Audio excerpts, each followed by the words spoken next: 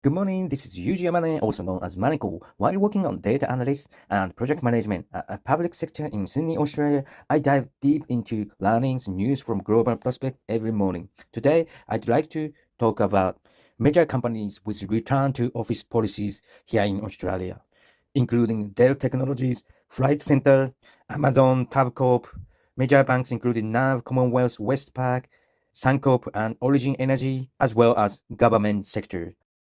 The era of working from home has come to a screeching halt for New South Wales public servants. They have been ordered back to the office 5 days a week. Do you work from home? I do work from home. I go to office twice in a week right now, but I was called to come back to office 5 days in a week because I work for the government sector here in New South Wales. Let's get down to the business. Is that true that corporate giants Dell and Flight Centre, latest multinationals to issue return to office mandate in Australia? Yes, the statement is true. Dell and Flight Centre are indeed among the latest multinational companies to issue return to office mandates in Australia. Dell Technologies has recently ordered a 5-day office return for its global sales team. The company has mandated that all global sales team members who can work from home at Dell office must be on site 5 days a week, regardless of their roles. This policy change took effect on September 30th. Flight Centre, another major company here in Australia, has also implemented changes to its work from home policies, requiring employees to return to office. This move by Dell and Flight Centre are part of the broader trend, as more than 80% of company CEOs are keen to get staff back into the office. This shift in work policies indicates that the era of widespread remote work may be coming to an end for many employees in Australia. As major corporations like Dell and Flight Centre lead the way, it's likely that other companies may follow suit in the near future, potentially signaling a significant change in Australian work landscape.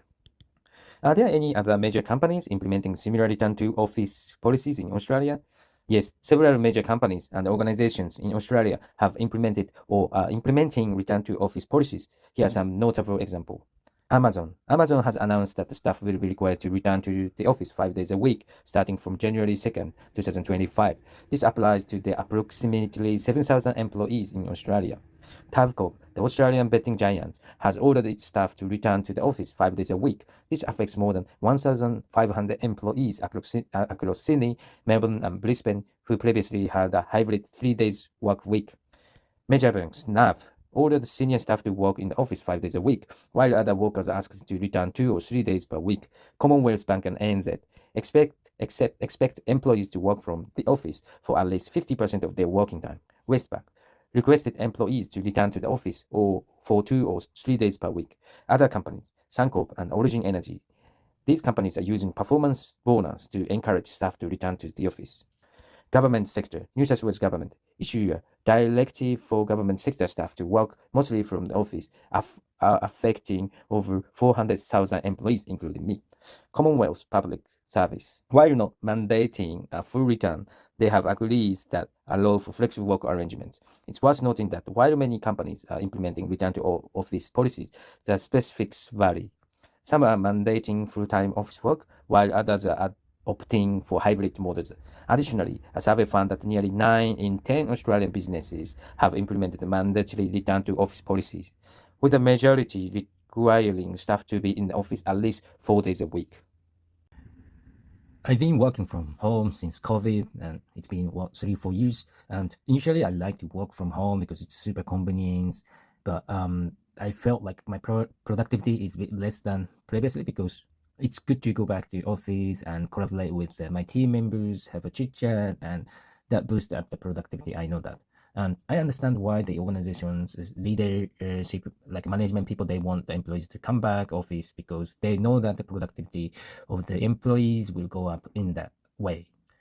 I've been running a project for last half year with around 10 people in the team, but some of employees that I'm not sure if they're working hard at home because their productivity is very less.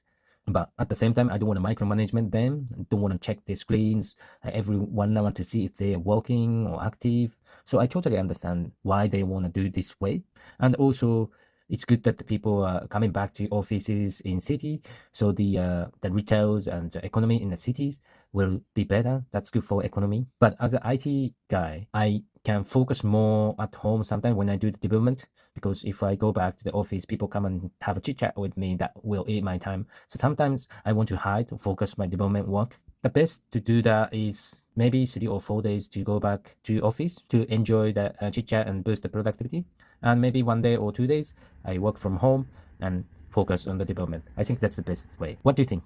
If you like this kind of topic or the global trends or news from the global perspective, please hit your like button. When you're feeling down, it's your chance to become bigger. Thank you for watching. See you tomorrow.